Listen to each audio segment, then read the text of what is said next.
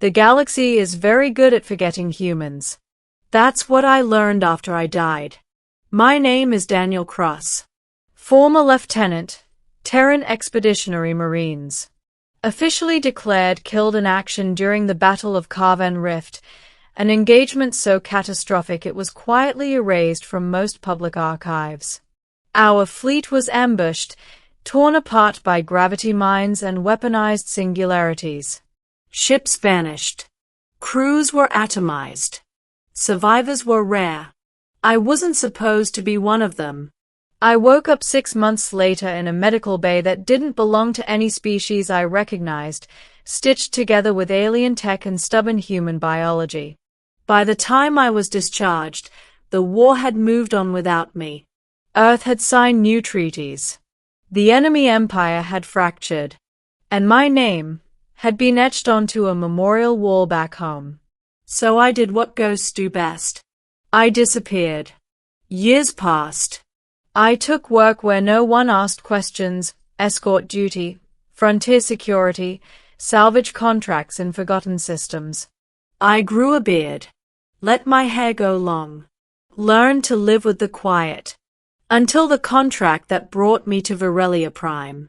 Virelia was a garden world. Emerald plains, floating cities, oceans that reflected the sky like polished glass.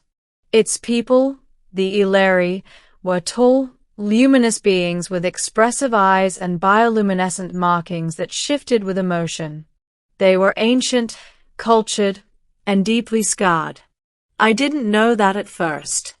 All I knew was that I'd been hired as additional security for a diplomatic convocation, several species gathering to finalize a peace compact that had taken decades to negotiate. Humans weren't officially involved. We were considered destabilizing, which suited me just fine. The first time I saw her, she was standing at the center of the assembly hall, speaking calmly to a ring of ambassadors. Lady Sereth Valkale. She was unmistakable, tall even for an Ileri, skin glowing faintly like moonlit water, her posture radiating authority earned through loss rather than inheritance. Her voice carried without amplification, clear and resonant. I didn't recognize her at first. Then she turned. Her eyes met mine across the chamber. And the universe stopped. She froze mid-sentence. The light patterns along her skin flared violently, then flickered out. Gasps rippled through the hall as she staggered back a step, one hand clutching the edge of the dais. Her voice broke the silence like shattered crystal. "This can't be," she shouted, staring straight at me. "You're alive." Every head turned. Security units tensed. Translators scrambled. The entire convocation teetered on the brink of chaos. I felt my chest tighten. I knew that look. I'd seen it once before, through smoke and fire, on the bridge of a dying ship. The last time Sereth Valkale had seen me, her world was ending. The Ileri flagship Luminous Dawn had been crippled during the Carven ambush, drifting powerless as enemy vessels closed in. I'd been part of a human marine detachment assigned to protect diplomatic assets, an assignment that turned into a last stand when evacuation routes collapsed. Sereth hadn't been Lady Valkale then. She'd been Ambassador Sereth, newly appointed, carrying the hopes of her people into a war she never wanted. I remembered her standing amid the chaos, refusing to abandon her crew. I remembered dragging her toward an escape pod while the hull screamed around us. I remembered shoving her inside. And I remembered staying behind. "Go!" I'd yelled, sealing the hatch manually. "Someone has to hold them." She'd pounded on the viewport, bioluminescence flaring with terror. "I will not forget you," she'd sworn. I smiled at her through the glass. "Make it count." Then the pod launched. Minutes later, my section detonated the reactor to deny the enemy the ship. At least, that was the story. In reality, the blast hurled me into space, barely alive. A scavenger vessel found me days later. Thought I was debris until my suit beacon flickered. By the time I woke up, the war had already rewritten its own history. And Sereth had watched me die. The convocation was suspended within minutes. I was escorted, politely but firmly, into a secured chamber. I expected interrogation, accusations, maybe a quiet execution to prevent complications. Instead, the door opened and Sereth walked in alone. She stopped a few meters away, staring at me like I was a ghost that had learned to breathe.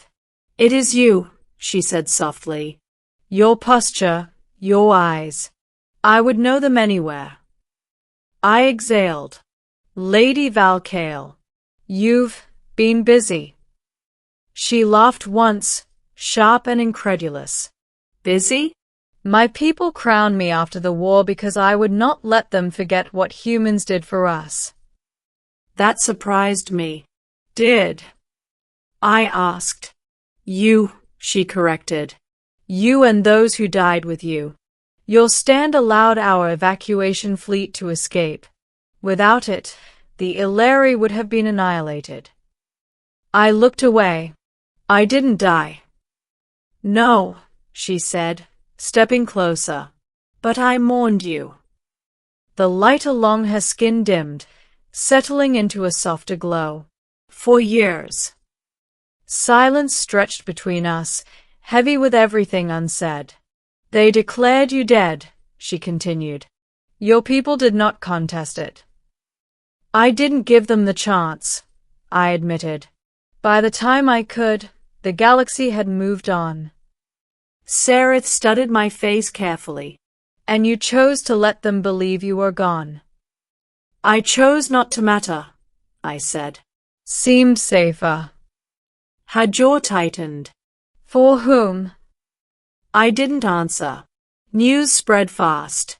Within hours, the revelation that a dead human hero was alive and present on Varelia sent shockwaves through the convocation. Delegates demanded explanations. Some accused Sereth of deception. Others whispered of omens and impossible survivals. The peace talks stalled. Again. Sereth summoned me to a private council chamber overlooking the floating gardens. "You cannot remain invisible," she said. "Your survival changes things." "That's exactly what I don't want," I replied. She turned to face me fully. "Daniel Cross, the galaxy already changed because of you once. Whether you like it or not." She explained what I'd missed. After the war, stories of human resistance had spread, of soldiers who stood their ground not for conquest, but for evacuation. For civilians. For species that weren't their own. Humans became known not as conquerors, but as anchors. The ones who stayed when others fled. The Illyri built entire doctrines around it. "And you," Sereth said quietly, "became a symbol of that sacrifice." I shook my head. "I never wanted to be a symbol." "Neither did I," she replied. "Yet here we are." The crisis came 2 days later. A faction opposed to the peace talks attempted an assassination, targeting Sereth during a garden reception. The shot was clean, silent, phased energy, lethal at close range. I moved before anyone else could. I stepped into the line of fire. The impact knocked me off my feet, armor absorbing most of the energy but still burning deep. I hit the ground hard, breath torn from my lungs. Sereth screamed my name. Security swarmed. The assassin was neutralized. Medical teams rushed in. As they lifted me onto the stretcher, Sereth knelt beside me, hands shaking as she pressed them against my chest. "Do not do this again," she whispered fiercely. "Do not leave me twice." I managed a weak grin. "Guess I'm bad at staying dead."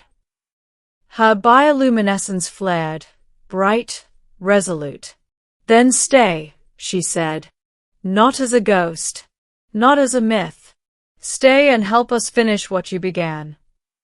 The peace compact was signed 3 days later, with a human standing openly at Saratha's side.